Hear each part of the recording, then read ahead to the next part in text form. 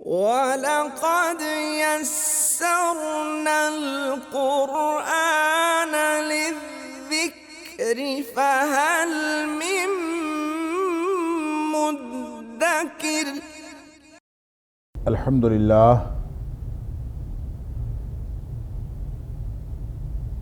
للہ وکفا وسلام علی عبادہ الذین اصطفیٰ۔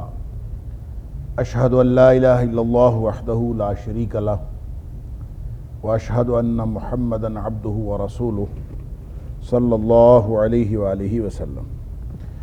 اللہم صلی علی محمد وعلی آل محمد کما صلیت علی ابراہیم وعلی آل ابراہیم انکا حمید مجید۔ اللہم بارک علی محمد وعلی آل محمد کما بارکت علی ابراہیم وعلی آل ابراہیم انکا حمید مجید۔ اما بعد فاعوذ باللہ السمیع العلیم من الشیطان الرجیم من حمزہ ونفخہ ونفثہ۔ بسم اللہ الرحمن الرحیم۔ وما خلقنا السماء والارض وما بینہما لاعبین۔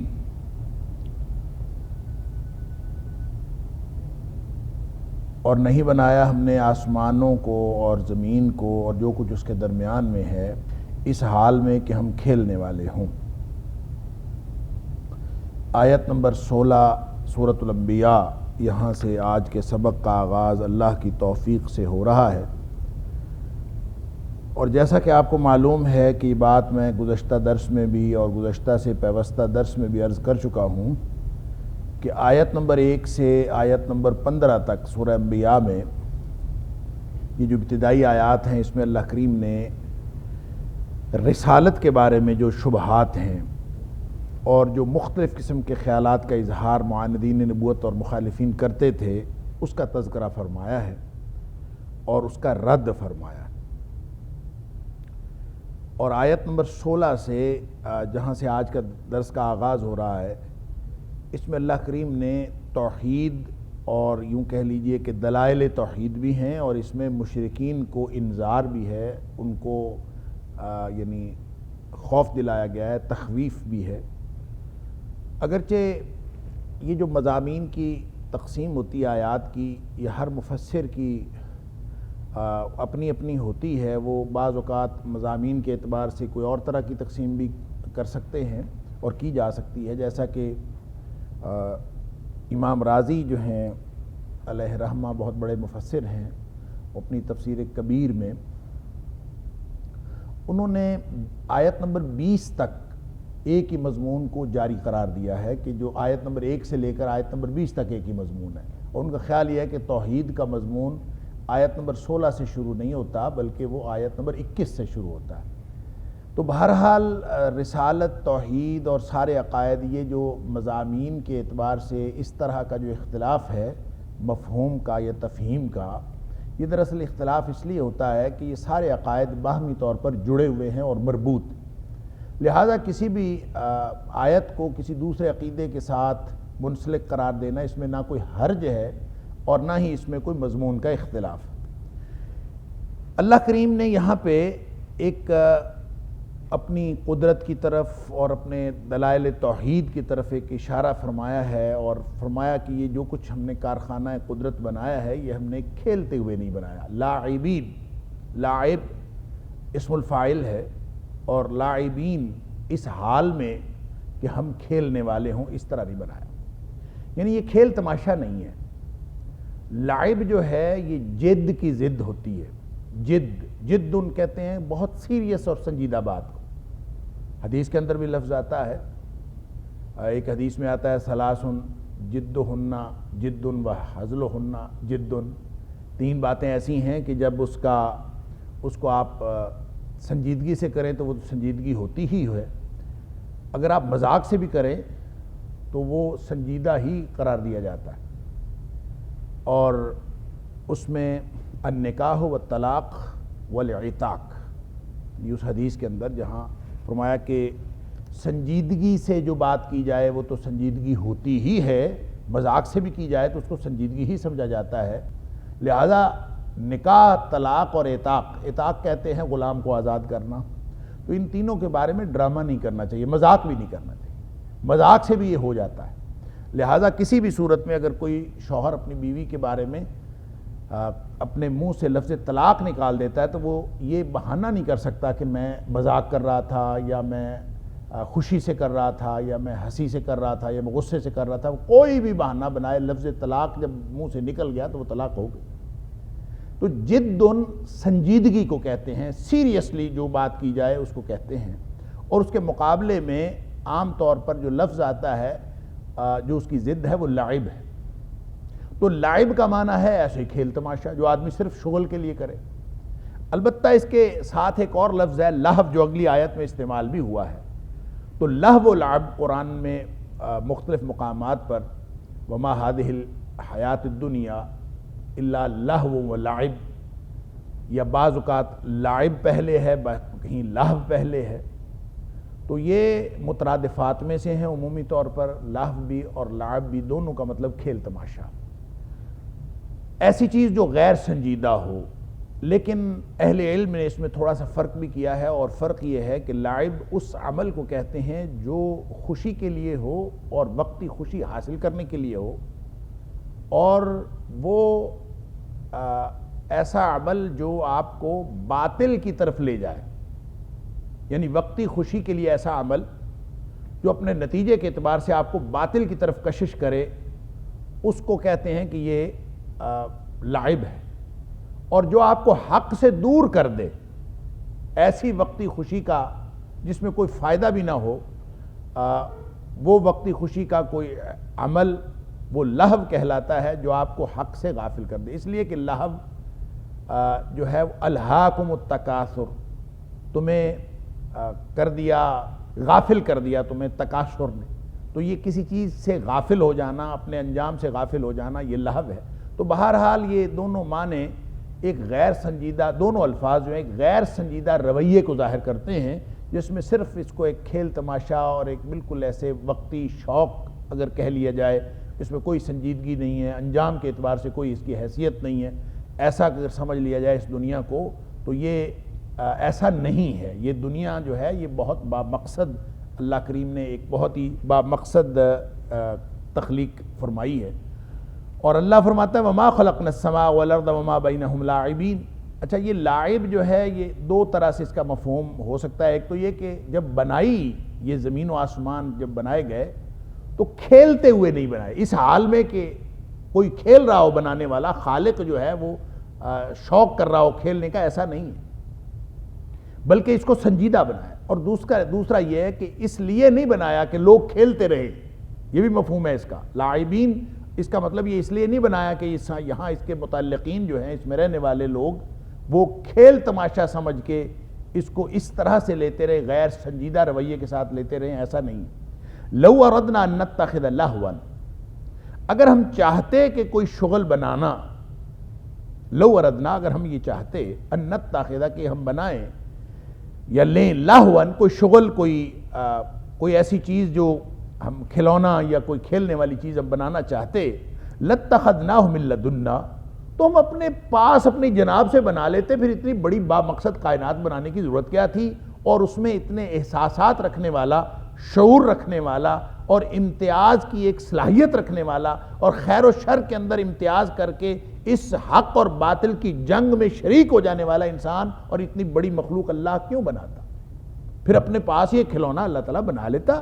پھر یہ کائنات جو ہے جس کے ساتھ اللہ کریم کا تدبیر کا تعلق ہے، یدبر الامر، کہ اللہ تعالیٰ ہر چیز کی تدبیر بھی فرما رہا ہے، اور پوری کائنات ہر لمحہ اللہ تعالیٰ کی تدبیر کی بھی عکاسی کرتی ہے، اور بامقصد تنظیم کی اور ایک بہت شاندار نظام کی عکاسی کرتی ہے. یہ اس طرح کا ایک نظام بنانے کی ضرورت نہیں تھی. اللہ تعالیٰ اپنے پاس ہی کوئی شغل کر لیتا، یہ حساس مخلوق نہ پیدا کرتا. لو اصل میں استعمال ہوتا ہے کسی ایسی چیز کے لیے، عام طور پر فرضی چیز کے لیے جس کا کوئی وجود نہ ہو. اور ظاہر ہے کہ کسی کو سمجھانے کے لیے کہ اگر اللہ پیدا کرنا چاہتا، ظاہر ہے اللہ نے یہ ایسا وجود پیدا نہیں کیا، لہذا اس میں سمجھانے کے لیے لو اردنا، اگر اللہ چاہتا، یعنی ایسا وجود نہیں ہے، یہ فرضی بات. لہون اللہ تعالیٰ کو شغل بناتا ہے. بعض مفسرین نے، بلکہ بہت سارے مفسرین نے کہنا چاہیے کہ یہاں لہون سے مراد بیوی لی ہے، کہ لہو سے مراد بیوی ہے، کہ اللہ اگر بیوی پیدا کرنا چاہتا تو اپنے پاس پیدا کر لیتا، اللہ کو کوئی احتیاج تو نہیں تھی۔ اور اس میں گویا جب کیونکہ توحید کا بیان ہو رہا ہے اور عیسائیوں کا وہ عقیدہ یہاں پہ اس کو خطاب کیا گیا ہے اور اس کو ایڈریس کیا گیا ہے، جس میں ان کا خیال یہ ہے کہ اللہ کریم نے نعوذ باللہ من ذالک ثم نعوذ باللہ من ذالک کواری مریم کو جو ہے وہ اپنے زوج کے لیے پسند فرمایا، اور پھر اس سے حضرت عیسیٰ علیہ السلام پیدا ہوئے اور وہ اللہ کے بیٹے ہیں۔ اور یہ جو بدعقیدگی ہے، اور یہ اتنا بڑا سورہ مریم کے اندر ہم پڑھ آئے ہیں کہ اللہ کریم نے فرمایا کہ اتنی بڑی بات ہے، اتنا بڑا گناہ ہے یہ کہہ دینا کہ ہو سکتا ہے کہ اس کہنے کی وجہ سے آسمان پھٹ پڑے، آسمان گر جائے یا زمین پھٹ جائے، یعنی اتنا بڑا گناہ کہ اللہ تعالیٰ کا بیٹا قرار دینا، اللہ کی اولاد قرار دینا۔ تو اللہ تعالیٰ نے اپنی کوئی اولاد بنانی ہوتی یا بیوی بنانی ہوتی تو اللہ تعالیٰ اپنے پاس سے بنا لیتا۔ اللہ تعالیٰ کو کیا ضرورت ہے؟ اللہ تعالیٰ کو کسی بھی اس طرح کی ضرورت نہیں ہے۔ لَاتَّخَذْنَاهُ مِن لَّدُنَّا إِن كُنَّا فَاعِلِينَ، اگر اللہ کرنا ہی چاہتا، ان کننا، اگر ہم فاعلین کرنے والے ہی ہوتے تو پھر ہم اس طرح کر لیتے۔ گویا اللہ تعالیٰ ایسا کرنے والا نہیں ہے۔ بعض لوگوں نے یہاں ان کو نافیہ قرار دیا ہے کہ ہم ایسا کرنے والے نہیں تھے، اور اگر اس کا معنی اگر ہی لیا جائے تو بھی مفہوم درست ہے۔ ان کننا فاعلین، اگر ہم یہ کرنے والے ہی ہوتے تو پھر اپنے پاس سے کوئی شغل بنا لیتے اور شغل بنا کے ہم ختم کر لیتے۔ اس کا تعلق کسی حساس مخلوق کے ساتھ نہ ہوتا، کسی با مقصد مخلوق کے ساتھ نہ ہوتا، اور انسان اس طرح سے اپنے انجام کے بارے میں فکر مند بھی نہ ہوتا اور اس طرح کا شعور بھی نہ رکھتا۔ یہ تو پوری کائنات ایک الذی خلق الموت والحیات لیبلوکم ایکم احسن عملا، یہ جو امتحان کا نظام ہے یہ بہت بڑی مقصدیت کو واضح کرتا۔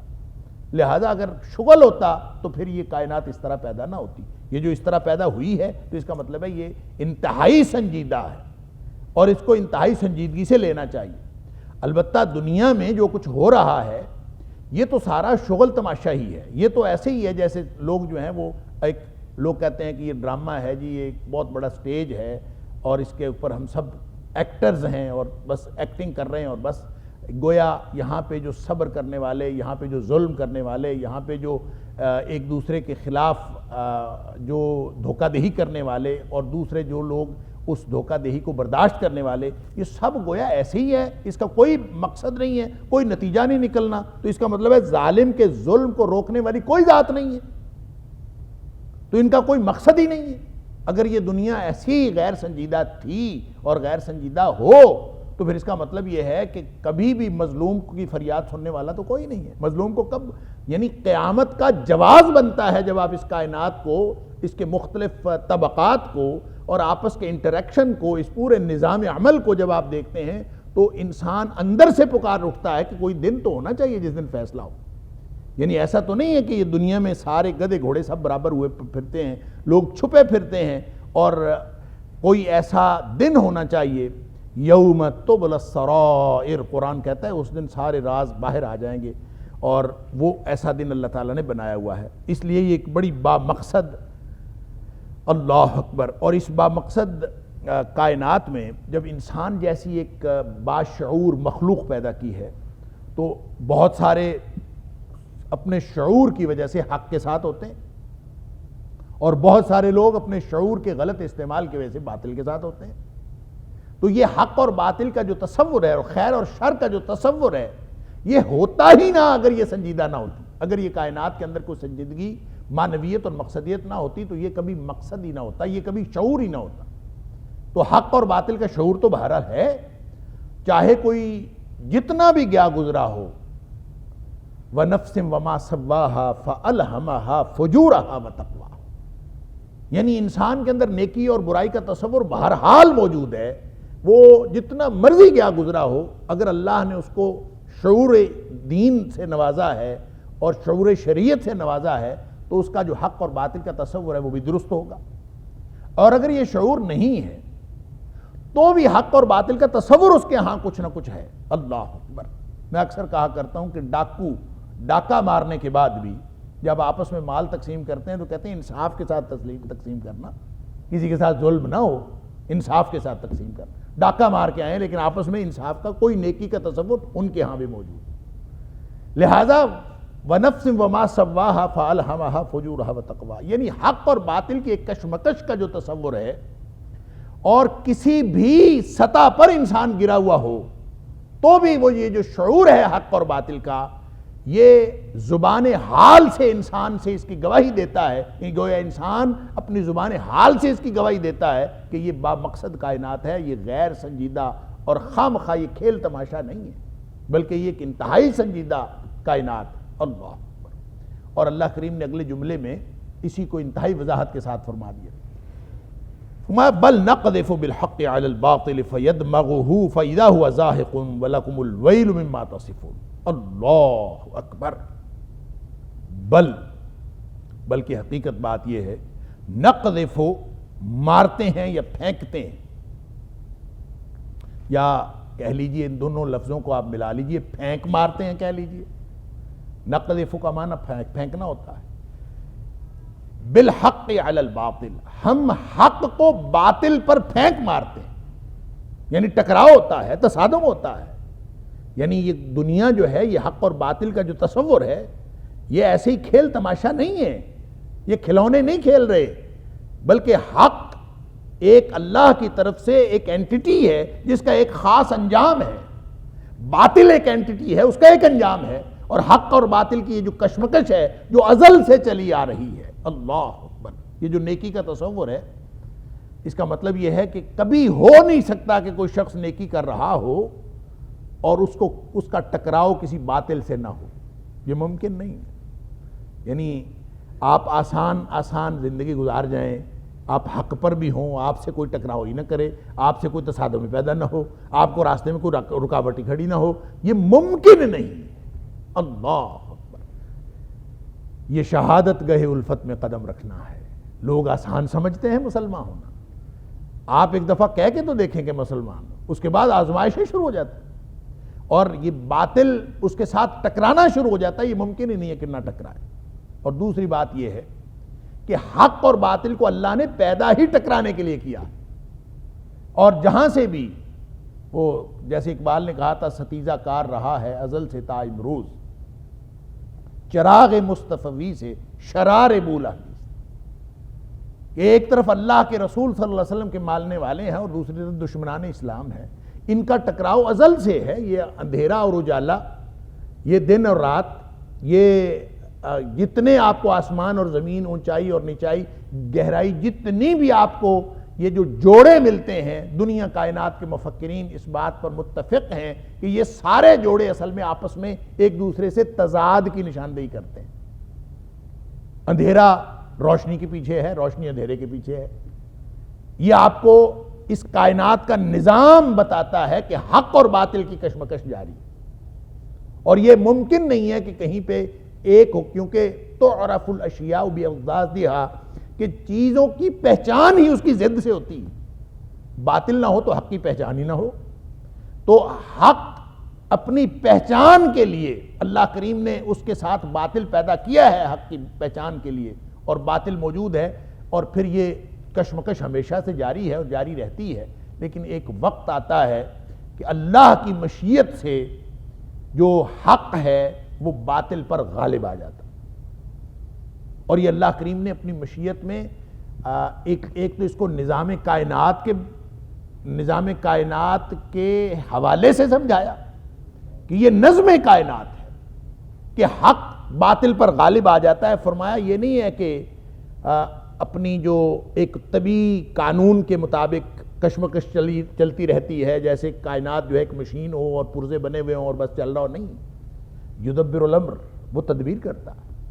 فرمایا بل نقذف بالحق علی الباطل، ہم پھینک مارتے ہیں حق کو باطل کے اوپر، یعنی اللہ کی طرف سے مشیت ازدی اپنی قوت کے ساتھ، اپنی طاقت کے ساتھ، اپنی خاص رضا کے ساتھ اور اپنی تدبیر کے ساتھ وہ حق کو باطل پر غالب کرتی، اور غالب بھی تھوڑا بہت نہیں کرتی۔ فرمایا فیدمغہ، اللہ اکبر، یہ اس کا بھیجا نکال دیتی ہے، اس کو پیس کے رکھ دیتی ہے. اللہ یدمغ، دمغ، دمغ دماغ ہم اردو میں بھی استعمال کرتے ہیں. دمغ اس چوٹ کو کہتے ہیں، اس سر کی چوٹ کو کہتے ہیں جو دماغ تک پہنچ جائے، اندر اوپر ہڈی ہے نا، کھوپڑی ہے، ایسی چوٹ جو اندر بھیجے تک پہنچ جائے، کہتے ہیں نا اس کا بھیجا نکال دینا، کچومر نکال دینا.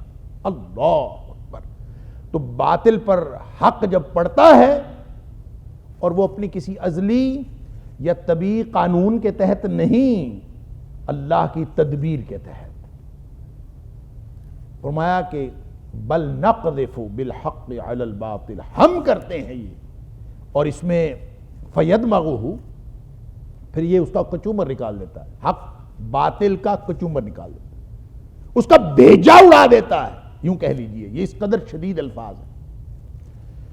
اور یہ اہل باطل جو ہیں ان کو قیامت تک کے اہل باطل، اس وقت کے بھی اہل باطل اور قیامت تک کے اہل باطل، ان کے لیے تنبیہ ہے، ڈراوا ہے، تخویف ہے اور انذار ہے. فیدمغہ، یعنی اس طرح باطل کے اوپر حق کی چوٹ پڑتی ہے کہ وہ اس کا کچومر نکال کے رکھ دیتی ہے، بھیجا نکال دیتی ہے. فَإِذَا هُوَ زَاهِقٌ، اور پھر وہ کیفیت ایسی ہوتی ہے کہ جو باطل ہے نا وہ تو ہے ہی مٹنے والا اور برباد ہونے والا. باطل کبھی رک نہیں سکتا، وہ مٹنے کے لیے پیدا ہوا ہے. اللہ اکبر. وَلَكُمُ الْوَيْلُ مِمَّا تَصِفُونَ. وَلَقَدْ يَسَّرْنَا الْقُرْآنَ لِلذِّكْرِ فَهَلْ مِن مُدَّكِرٍ وَلَقَدْ يَسَّرْنَا الْقُرْآنَ لِلذِّكْرِ فَهَلْ مِن مُدَّكِرٍ. ایک تو نظام کائنات ہے، ایک اللہ کی مشیت ہے، اور نظام کائنات چل رہا ہے اور اس میں یہ کسی طبعی قانون کے تحت نہیں بلکہ اللہ کی مشیت کے تحت اللہ تدبیر فرماتا ہے، اور یہ چیزیں اس طرح سے الٹ پلٹ ہوتی رہتی ہیں، اور حق جو ہے وہ باطل کے اوپر غالب آتا ہے اللہ کی مرضی سے اور اللہ کی تدبیر سے. بل نقذف، اللہ فرماتا ہے ہم پھینک مارتے ہیں.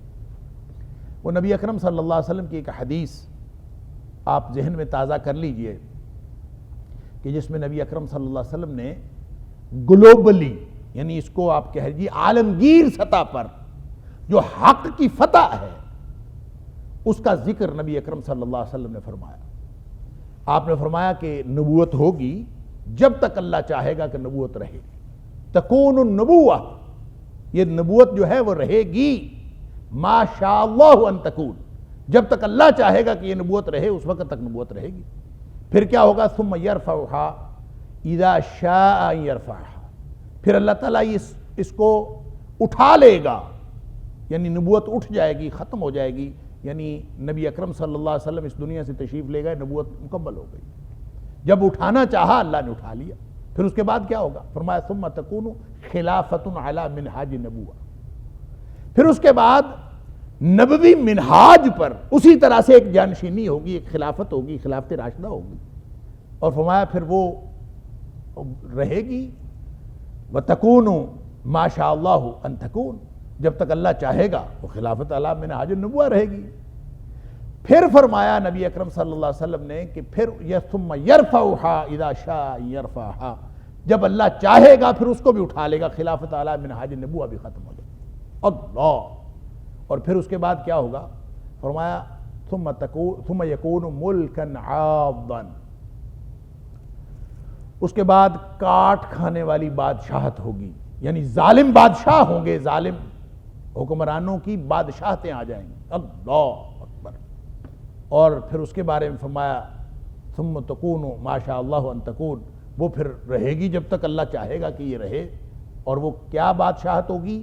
ظالم بادشاہت ہوگی، کاٹ کھانے والے بادشاہ ہوں گے. اللہ اکبر. ظلم کرنے والے بادشاہ. پھر فرمایا کہ وہ دور ختم ہوگا ثم تکون ملکا جبریہ، جبریتاً، پھر اس کے بعد ایک ایسی حکومتوں کا دور آئے گا جو جبری طور پر مسلط کی گئی حکومتیں ہوں گی. اللہ اکبر. اب یہ جبری طور پر مسلط کی گئی حکومتیں، اس سے پیچھے ظالم بادشاہتیں، اس کے پیچھے خلافت اعلی منہاج النبوہ، اس کے پیچھے نبوت، یہ ادوار ہیں دنیا میں. پھر نبی کریم صلی اللہ علیہ وسلم نے فرمایا یہ جو ملکن جبریہ ہے کہ جبری طور پر حکومتیں مسلط کی گئیں، آپ دنیا میں دیکھ لیجئے، اللہ اکبر، کہ کیا ہوا ہے، اور ادوار کو آپ تقسیم کر لیجئے، نبی اکرم صلی اللہ علیہ وسلم کے اس فرمان کی تفہیم سمجھ میں آ جائے گی. فرمایا ثم تکون، پھر وہ جب تک رہے گی، وہ جو جبری حکومتوں کا دور جو ہے وہ رہے گا جب تک اللہ چاہے گا. ما شاء اللہ ان تکون، جب تک اللہ چاہے گا وہ رہے گا. اور ثم یرفعها، پھر اللہ تعالیٰ اٹھا لے گا، اذا شاء یرفعها، جب وہ چاہے گا وہ بھی ختم ہو جائے گا. یہ ہے نقذف، بل نقذف بالحق علی الباطل. فرمایا پھر اس کے بعد کیا ہوگا، ثم تکون خلافت علی منہاج النبوہ، اس کے بعد خلافت علی منہاج النبوہ پھر ہوگی، یعنی نبوی اسلوب پر جانشینی کا دور پھر آئے گا. اور یہ کہنے کے بعد یہ جو نبوت، اس کے بعد خلافت اعلی منہاج النبوہ، اس کے بعد ظالم بادشاہتیں، اس کے بعد جبری قائم ہونے والی حکومتیں، پھر اس کے بعد خلافت اعلی منہاج النبوہ. یہ فرمانے کے بعد راوی کہتا ہے کہ ثم سکت، اس کے بعد نبی کریم صلی اللہ علیہ وسلم خاموش ہو گئے. اس کا مطلب پتہ کیا ہے؟ اس کا مطلب یہ ہے کہ جب خاموش ہو گئے تو معلوم یہ ہوا کہ اس کے بعد کوئی دور نہیں ہے، یہ آخری دور ہوگا جس میں خلافت اعلی منہاج النبوہ پھر قائم ہوگی. اور یہ ہے اللہ کریم نے جو فرمایا کہ اللہ کا قانون یہ ہے، اللہ کی مشیت یہ ہے کہ اللہ تعالی حق اور باطل کی اس کشمکش میں جو آخر فتح ہوتی ہے وہ حق کی ہوتی ہے. بل نقذف بالحق علی الباطل فیدمغہ، کہ پھر ہم مارتے ہیں، پھینک مارتے ہیں حق کو باطل کے اوپر، اور اس کا کچومر نکال کے رکھ دیتا ہے، اس کا بھیجا نکال دیتا ہے، گویا پیس کے رکھ دیتا ہے. یہ اہل باطل کو، میں نے عرض کیا اس دور کے اہل باطل کو بھی، اور ہر دور کے اہل باطل کو اس سے بڑی تنبیہ اور تخویف اور کوئی نہیں ہو سکتی. فَإِذَا هُوَ زَاهِقٌ، وہ تو ہے ہی جانے والا. باطل کے پلے ہی کیا ہے، اس کی حیثیت ہی کیا ہے. هُوَ الَّذِي أَرْسَلَ رَسُولَهُ بِالْهُدَى وَدِينِ الْحَقِّ لِيُظْهِرَهُ عَلَى الدِّينِ كُلِّهِ. اللہ نے بھیجا ہی اپنے انبیاء کو، اور خاص طور پہ نبی اکرم صلی اللہ علیہ وسلم کو اس لیے بھیجا کہ وہ ہدایت لے کے اور دین حق لے کر آئے. اور کیا ہوگا اس سے؟ فرمایا کہ لِيُظْهِرَهُ عَلَى الدِّينِ كُلِّهِ، یہ سارے ادیان پر غالب آئے گا. یہاں اللہ کریم نے بالکل واضح فرما دیا کہ اس مقصدیت میں، دیکھیں اللہ چاہتا تو کافروں کو ویسے ملیامٹ کر دیتا، یعنی اللہ تعالیٰ کے آگے کتنا مشکل ہے کافروں کو ملیامٹ کر دیتا. اللہ اپنے دشمنوں کو اس دنیا میں جینے ہی نہ دے.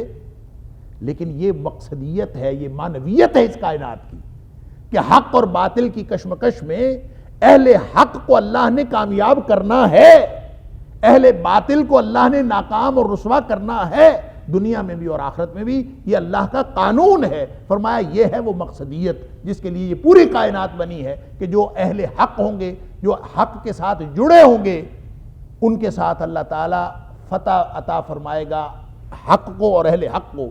بل نقذف بالحق علی الباطل فیدمغہ فاذا هو زاہق، یہ اس کا بھیجا نکال دے گا، دماغ نکال دے گا. فاذا هو زاہق، وہ تو ہے ہی ہلاک اور برباد ہونے والا. وَلَكُمُ الْوَيْلُ مِمَّا تَصِفُونَ، یہ جو تم کہہ رہے ہو نا، جو تم کچھ کہہ رہے ہو اس پر تو تمہارے لیے بربادی ہو. تصفون، جو تم کہہ رہے ہو، کیا کہہ رہے ہو؟ دیکھیں ایک تو وہ بات ہے جو میں نے ابھی عرض کی تھی کہ اس وجہ سے اس پورے سیاق و سباق میں لہو کا معنی بعض مفسرین نے بیوی کیا ہے کہ وہ جو عیسائی ہرزہ سرائی کرتے تھے اللہ کی شان میں، تو ان کو وَلَكُمُ الْوَيْلُ مِمَّا تَصِفُونَ، ان کو بھی تنبیہ ہے.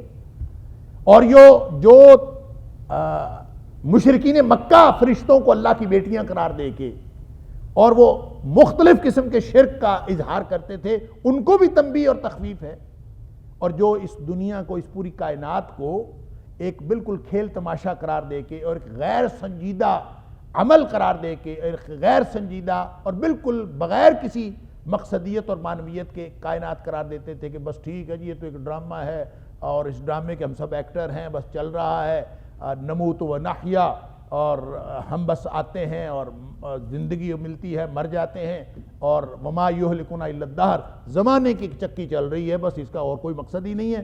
جو لوگ یہ کہتے ہیں ان کے لیے بھی بربادی، لہذا وَلَكُمُ الْوَيْلُ مِمَّا تَصِفُونَ، یہ ہر اس شخص کے لیے ہے جو حق کے خلاف، توحید کے خلاف، رسالت کے خلاف جو بھی بات کرتا ہے یا اس کائنات کی مقصدیت کے خلاف بات کرتا ہے، چاہے وہ، اور اسی طرح جو دین حق کی مغلوبیت کی بات کرتا اور اس کے خیال میں دین حق اور اہل حق جو ہے مغلوب ہے، بھی مغلوبیت وقتی ہو سکتی ہے، حتمی نہیں ہو سکتی۔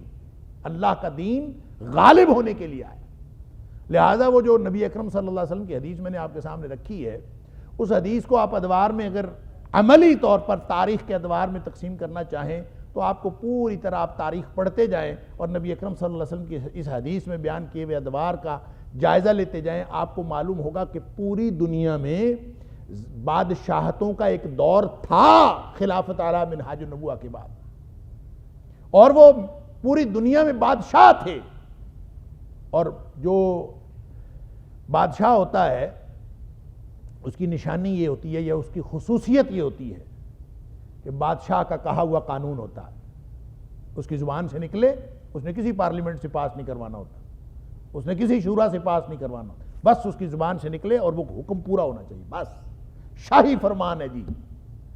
اور دنیا میں کوئی شاہی فرمان اب نہیں رہا، بادشاہتیں آہستہ آہستہ، کوئی نام کی کہیں بادشاہت رہ گئی کوئی کدکا، اس کے علاوہ آہستہ آہستہ ساری بادشاہتیں ختم ہوتی چلی گئی، بلکہ ختم ہو چکی۔ اس کے علاوہ ایک دور آیا ہے جس دور کو ہم اب تک بھگت رہے ہیں، اور یہ ابھی نہیں شروع ہوا، یہ بھی دہائیوں پہلے شروع ہوا تھا، اور وہ دور ہے جبری حکومتیں قائم کرنے والا۔ پیچھے کوئی اور ہوتا ہے جس کو ہم استعماری طاقتیں کہتے ہیں۔ یہ استعمار کیا ہے؟ استعمار یہی ہے، وہ کہتے ہیں حکومت ہماری مرضی سے ہوگی، ہماری زمین ہے، ہماری سرزمین ہے۔ اب یہ دیکھ لیجئے، تاج برطانیہ پوری دنیا میں پھیلا ہوا تھا، ہر جگہ پہ حکومتیں ان کی مرضی سے اترتی تھی، ان کی مرضی سے حکمران بنتے تھے، ہوتے مقامی حکمران تھے، ہوتے ان کی مرضی سے تھے۔ اللہ اکبر! اور یہ قربان جائیے نبی اکرم صلی اللہ علیہ وسلم پر کس طرح خوبصورتی کے ساتھ سارے ادوار کا احاطہ فرما دیا۔ ملکن جبریہ، جبری طور پر مسلط کی گئی حکومتیں، اور آج تک کسی نہ کسی طور پر یہ حکومتیں ہوتی جا رہی ہیں اور جبری حکومتیں ہی قائم ہو رہی ہیں، اور نبی اکرم صلی اللہ علیہ وسلم نے فرمایا کہ یہ جبری حکومتوں کا دور ختم ہوگا اور اللہ کے دین کا بول بالا ہوگا، اور اللہ کے دین نے غالب آنا ہے، اور وہ کیا ہوگا؟ خلافت علی منہاج النبوہ، یہ قائم ہوگی۔ اور یہ کب قائم ہونی ہے؟ کس دور میں قائم ہونی ہے؟ ہماری زندگی میں ہونی ہے یا اس کے بعد ہونی ہے؟ یہ کوئی ہماری تدبیر سے نہیں ہونی، اللہ کی تقدیر سے ہونی ہے۔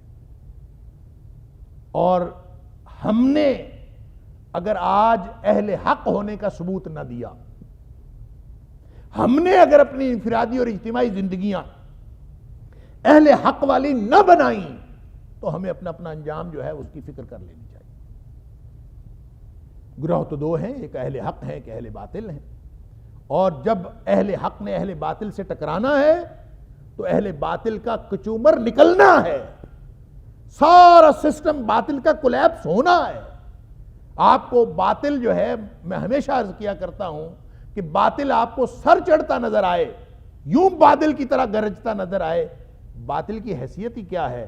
اللہ فرماتا ہے بل نقذف بالحق علی الباطل فیدمغہ، جب ہم حق کی چوٹ باطل کے اوپر مارتے ہیں تو اس کا بھیجا باہر آ جاتا ہے۔ اللہ، اس قدر حق طاقتور ہوتا ہے، لہذا حق پر یقین کر کے اہل حق بن جائیے۔ یہ ہے اصل مقصدیت اس کائنات کی، اور ہر شخص کے لیے جو اس کو اللہ تعالیٰ نے زندگی عطا فرمائی۔ وَلَكُمُ الْوَيْلُ مِمَّا تَصِفُونَ، اور یہ تنبیہ اور تخویف ہے اس دور کے لوگوں کے لیے بھی اور آئندہ آنے والے لوگوں کے لیے بھی۔ وَلَكُمُ الْوَيْلُ، تباہی اور بربادی ہے تمہارے لیے، مما تصفون، جو کچھ تم کہتے ہو، یعنی اللہ کی شان کے بارے میں، دین اسلام کے بارے میں، حق اور باطل کی کشمکش کے بارے میں، اہل حق کے بارے میں، جو کچھ بھی جتنی باتیں بھی ہیں، یہ ساری کی ساری، یا پھر اللہ کی اولاد کے بارے میں، اللہ کی بیوی کے بارے میں نعوذ باللہ من ذالک، اور جس طرح کی بھی شرک کی مختلف صورتیں ہیں ان سب کو یہاں پہ تنبیہ کر دی گئی ہے ایک بالکلیہ وَلَكُمُ الْوَيْلُ مِمَّا تَصِفُونَ، جو کچھ تم کہہ رہے ہو اپنے انجام کی فکر کر. وَلَهُ مَنْ فِي السَّمَاوَاتِ وَالْأَرْضِ، جو کچھ زمین و آسمان میں ہے سارا اسی کا تو ہے. وَلَهُ یعنی اس کو کھیل تماشا کھلونا بنانے کی ضرورت کیا تھی، اور اس کو احتیاجی کیا ہے کہ وہ کوئی اپنے شغل کے لیے کوئی چیز بنائے؟ اس کو کوئی احتیاج نہیں ہے. کیوں؟ وَلَهُ مَنْ فِي السَّمَاوَاتِ وَالْأَرْضِ، زمین و آسمان میں جو کوئی بھی ہے سب اسی کی ملکیت ہے، سب اسی کا ہے. تو جب سب اسی کا ہے، اللہ اکبر، تو اس کو کچھ اور بنانے کی ضرورت کیا ہے؟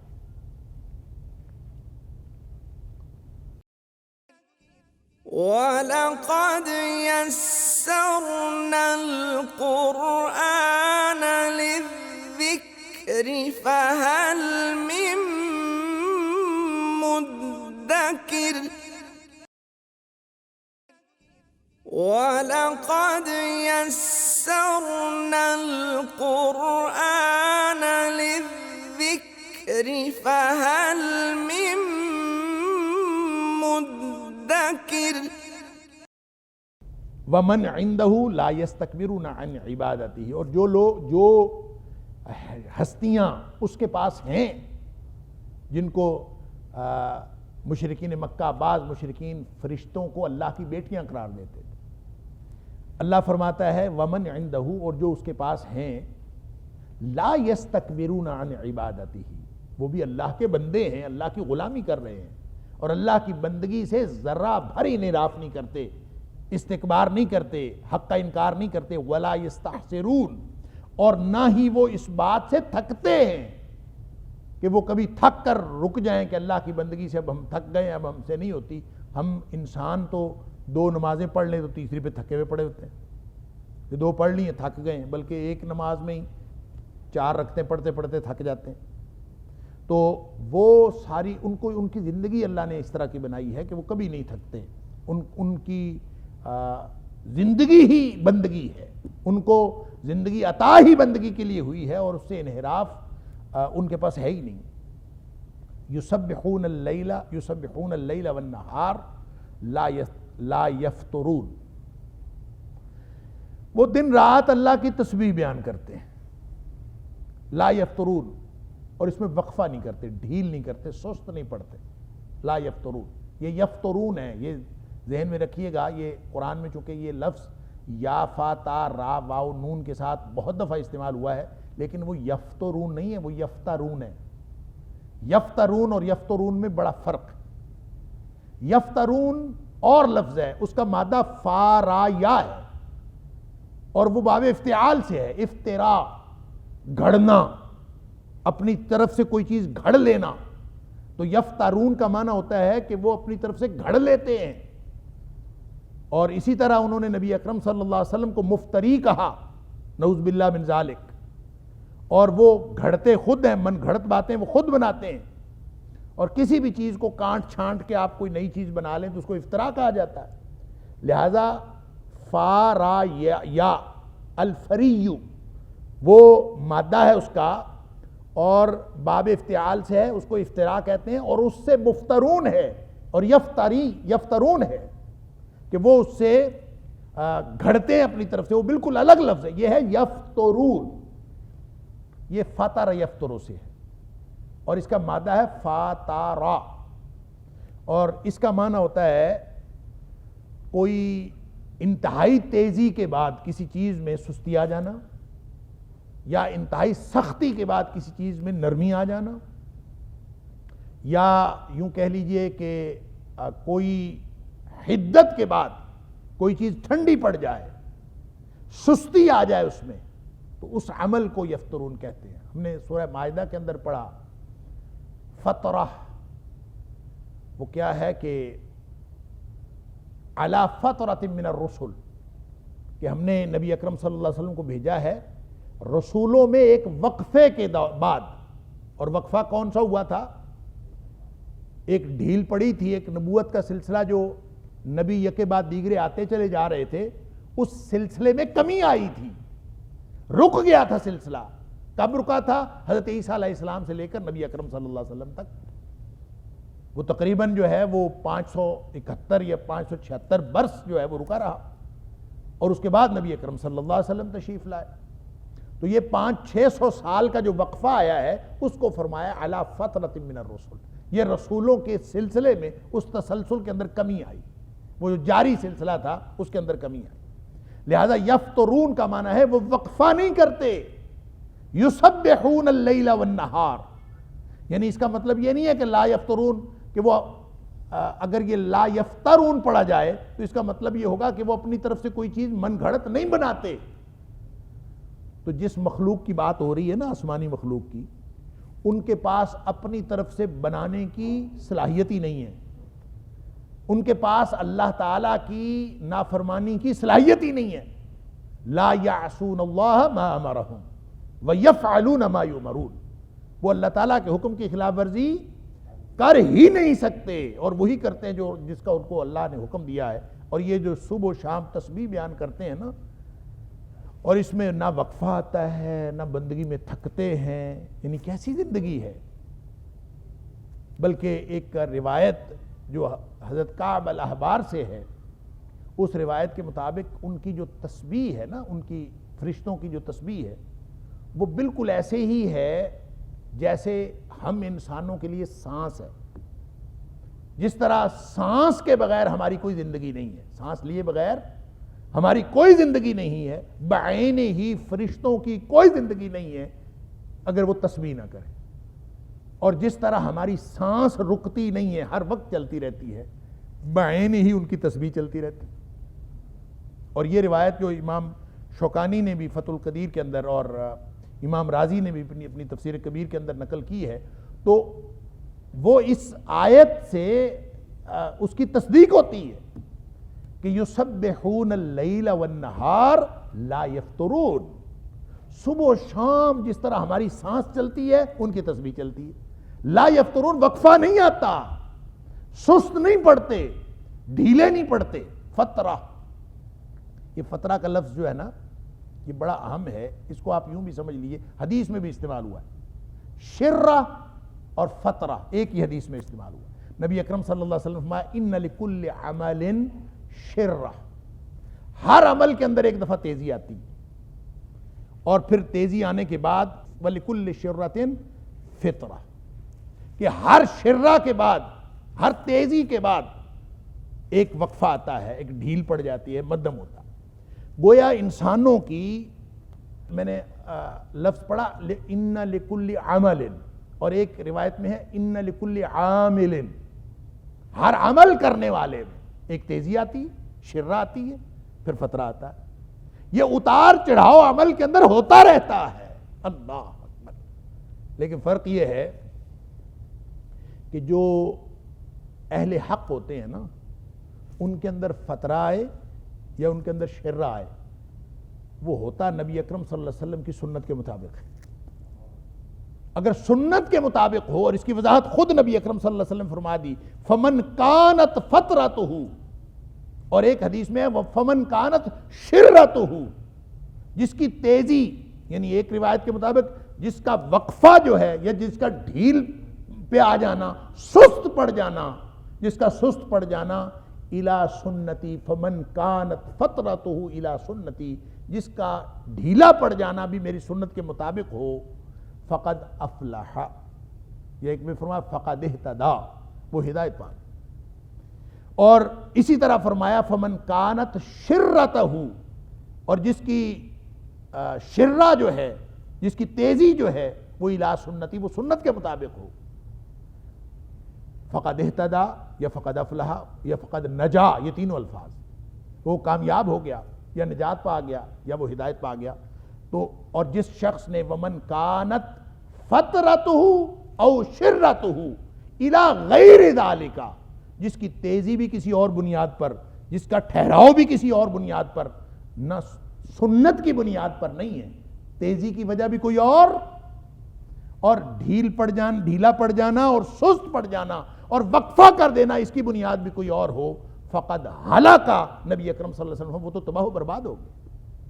لہٰذا یہ بڑا نارمل بات ہے، معمول کی بات ہے، کسی شخص کے عمل میں تیزی آ جائے اور پھر کسی وقت بندہ سست بھی پڑ جاتا، اور جو سست پڑ گیا کوئی شخص، اس نے اپنے آپ کو آرام کے لیے وقت دے دیا، اپنے جسم کو آرام کے لیے وقت دے دیا، تو نبی کریم صلی اللہ علیہ وسلم نے کب منع کیا اس بات سے؟ وَإِنَّ لِجَسَدِكَ عَلَيْكَ حَقًّا، آپ کے جو ہے وَإِنَّ لِزَوْجِكَ عَلَيْكَ حَقًّا، آپ کے جسم کا آپ کے اوپر حق ہے، آپ کے بیوی شوہر کا آپ کے اوپر حق ہے، اگر آپ بیوی ہیں تو آپ کے شوہر کا آپ کے اوپر حق ہے، اگر آپ شوہر ہیں تو آپ کی بیوی کا آپ کے اوپر حق ہے، وَإِنَّ لِوَالَدِكَ عَلَيْكَ حَقًّا، آپ کی اولاد کا آپ کے اوپر حق ہے۔ لہٰذا یہ جو ڈھیلے پڑ جانا اور سست پڑ جانا اور عمل کے اندر وقفہ آ جانا، اگر یہ سنت کے مطابق ہے نا تو پھر انشاءاللہ خیر ہی خیر ہے، اور جب یہ تیزی وہ بھی غیر ذالک کے لیے ہو، سنت کے علاوہ کسی اور مقصد کے لیے ہو، انسان یوں تیزیاں دکھاتا ہے وہ عمل کے اندر اور پھر سست پڑ جاتا ہے، تو اگر وہ سنت کی بجائے کسی اور بنیاد پر ہو، مومن کی تیزی بھی سنت کی وجہ سے ہوتی ہے اور مومن کی سستی بھی سنت کی وجہ سے ہوتی ہے، پھر انشاءاللہ ہدایت ہے، پھر انشاءاللہ نجات ہے، پھر انشاءاللہ فلاح ہے۔ تینوں الفاظ نبی کریم صلی اللہ علیہ وسلم نے، وگرنہ یہ کچھ بھی نہیں ہے۔ تو باطل کی جب باطل تیزی دکھاتا ہے، باطل جب چڑھتا ہے، جب وہ بادل کی طرح گرجتا ہوا نظر آتا ہے، جب شرہ باطل کے اندر ہوتی ہے، تو وہ شرہ سنت کی بنیاد پر تو نہیں ہوتی نا۔ تو جس کی شرہ، جس کی تیزی اور جس کا غلبہ وہ سنت کی بنیاد پر نہیں ہے، یقیناً وہ ختم ہونے والا ہے، اس کے اندر نہ نجات ہے، نہ فلاح ہے، نہ ہدایت ہے، وہ تو ختم ہو کے رہ جائے گا۔ اس لیے فرمایا فَإِذَا هُوَ زَاهِقٌ، وہ تو جانے ہی والا ہے، باطل رک سکتا ہی نہیں، لہذا باطل آپ کو چڑھتا ہوا نظر آئے کبھی پریشان نہیں ہونا۔ لا يغرنك تقلب الذين كفروا في البلاد، یہ شہروں کے اندر کافروں کا دندناتے پھرنا تمہیں کسی دھوکے میں مبتلا نہ کرے، یہ ختم ہو جانے والا ہے سب کچھ۔ اللہ اکبر، متاع قلیل ثم مأواہم جہنم، یہ تو تھوڑے دنوں کی بات ہے، پھر ان کا ٹھکانہ جہنم ہوگا۔ اللہ اکبر، وبئس المہاد، اور بہت برا ٹھکانہ ہے۔ لہذا یہ جو یفترون ہے نا، یہ اللہ کریم نے اپنے بندوں کی، اپنے ان بندوں کی بندگی کی صفت بتائی ہے جو آسمانی مخلوق ہے، جن کو بعض نے اللہ کی بیٹیاں قرار دے کے ان کو بھی ایک خاص قسم کے شرک جو ہے اس کا اظہار کیا، اس کا رد بھی آ گیا، اور اللہ کی بندگی کا ایک سلیقہ بھی بتا دیا گیا کہ صبح و شام دن رات اللہ کی بندگی میں گزرے۔ یہ ہے اصل میں اللہ تعالیٰ کو جب ایسی مخلوق میسر ہے تو تمہاری بندگی کی اللہ کو ضرورت ہی کیا ہے؟ آدمی احسان کرنا شروع کر دیتا ہے، 4 نمازیں پڑھ کے بندہ سمجھتا ہے میں نے اللہ پر احسان کر دیا، نعوذ باللہ من ذالک۔ بندگی کر کے، اللہ کی بندگی کر کے، کوئی دین کے کام کر کے بندہ سمجھتا ہے میں نے کوئی اللہ کے اوپر احسان کیا ہے، نعوذ باللہ من ذالک۔ جس سے اللہ نے دین کا کام لیا ہے یہ اللہ کا احسان ہے اس کے اوپر، جس کو اللہ نے مسجد میں آنے کی توفیق دی ہے یہ اللہ کا احسان ہے اس شخص کے اوپر، اس کو اللہ کا شکر گزار ہونا چاہیے کہ اس نے مسجد میں آنے کی توفیق دی ہے، سجدہ کرنے کی توفیق دی ہے، تسبیح بیان کرنے کی توفیق دی ہے، اور اس نے اپنی بندگی کی توفیق عطا فرمائی ہے، اس پر اللہ کا شکر کرنا چاہیے۔ اور یہ ہے وہ سکون والی زندگی کہ اس میں پھر اتار ہو یا چڑھاؤ ہو، وہ سنت کے مطابق ہوتا ہے، اور جب وہ سنت کے مطابق ہوتا ہے تو انسان کو کوئی پریشانی نہیں ہوتی۔ صحابہ کرام کو بعض اوقات پریشانی ہوتی تھی اس بات سے کہ اللہ کے رسول صلی اللہ علیہ وسلم ہم جب آپ کے پاس ہوتے ہیں تو ہماری کیفیتیں اور ہوتی ہیں، جب ہم اپنے گھروں میں چلے جاتے ہیں تو ہماری کیفیتیں بدل جاتی ہیں، ہم اپنے بچوں میں ہوتے ہیں ہماری کیفیت اور ہو جاتی ہے۔ تو نبی اکرم صلی اللہ علیہ وسلم نے فرمایا کہ یہ تو بالکل نیچرل بات ہے نا، یہ طبیعی بات ہے۔ آپ نے فرمایا کہ اگر تمہاری کیفیت وہی رہے جو میرے پاس بیٹھے ہوتی ہے تو پھر تو تم گھر جا کے بھی روتے ہی رہو، اور پھر کبھی تم زندگی کا، دنیا کا کوئی کام کر ہی نہ سکو۔ تو یہ جو شرہ اور فترہ ہے جو سنت کے مطابق ہوگا اس میں راحت ہی راحت ہے، اس میں سکون ہی سکون ہے، اس میں ہدایت ہے، اس میں نجات ہے اور اس میں فلاح ہے۔ اللہ تعالی ہم سب کو سنت کے مطابق عمل میں تیزی اور سنت کے مطابق جو ہے وہ عمل کے اندر ٹھہراؤ عطا فرمائے۔ لیکن اللہ نے فرشتوں کی جو زندگی بنائی ہے، یسبحون اللیل والنہار لا یفترون، وہ قطعاً اس کے اندر کسی بھی قسم کا فترہ نہیں کرتے۔ إن هذا القرآن يهدي للتي هي أقوم ويبشر المؤمنين الذين يعملون الصالحات أن لهم أجرا كبيرا